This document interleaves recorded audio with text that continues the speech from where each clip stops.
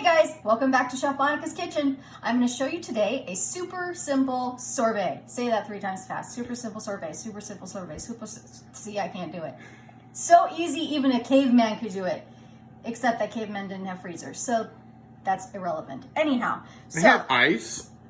Cavemen?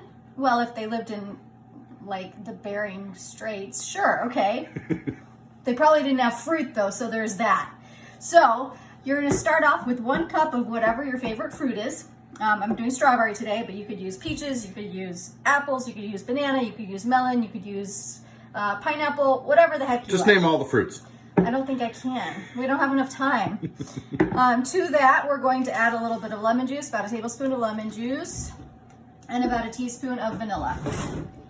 And then we need to make a simple syrup. Simple syrup is nothing but 1 cup of water and 1 cup of sugar. We're going to put that in a little saucepan here. Bring that to a simmer and let that simmer for about 10 minutes until the sugar is completely dissolved.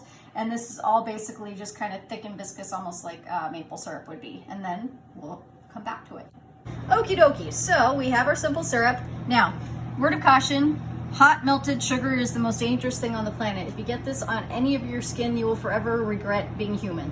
Or anything for that matter. So we're gonna go ahead and pop the lid onto our blender or Vitamix or food processor, whatever you have, and start That's pureeing just strawberries, right? This is just the strawberries with the lemon juice and the vanilla.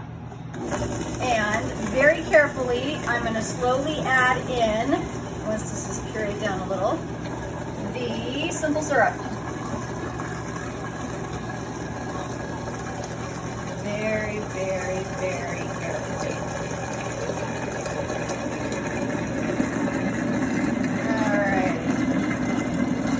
That's in there. I'm going to slowly turn this up a little.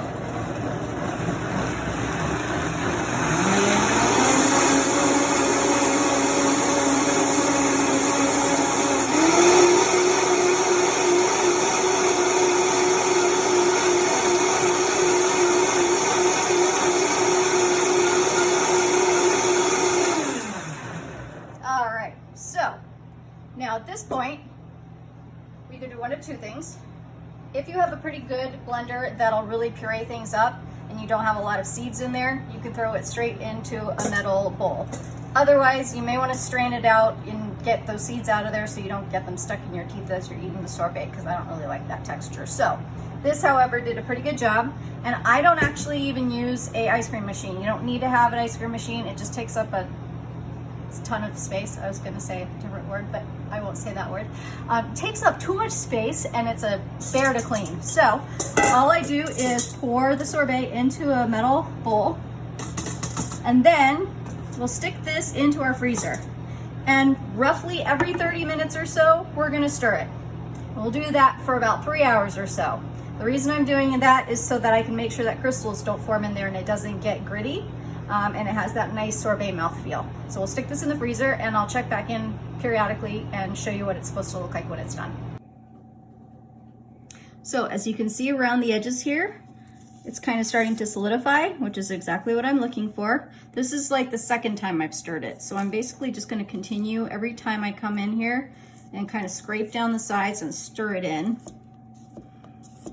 And I'm going to continue doing this till it's all homogenized and it starts to get thick all the way through. And then you'll end up having that right sort of kind of velvety sorbet texture that is absolutely marvelous. So we'll put this back in the freezer again. We'll check back again in a bit. Alrighty, so our sorbet has been stirred roughly, I'm gonna say 4 or 5 times, and you can see now how thick it's starting to get. So that is ideal. At this point, I'm going to stir it one last time just to make sure it's completely homogenized. There are no ice crystals forming. It almost has like a gooey quality to it. That's really not the greatest word, but that's, you see what I'm saying. Sort of this, it is gooey. Gooey's good. Okay, and at this point, what I'll do is I'll make sure that I cover this really well, and then that's going to be ready to go so you can eat it in probably 2 or 3 hours or so. Go home and make it super easy. You'll love it.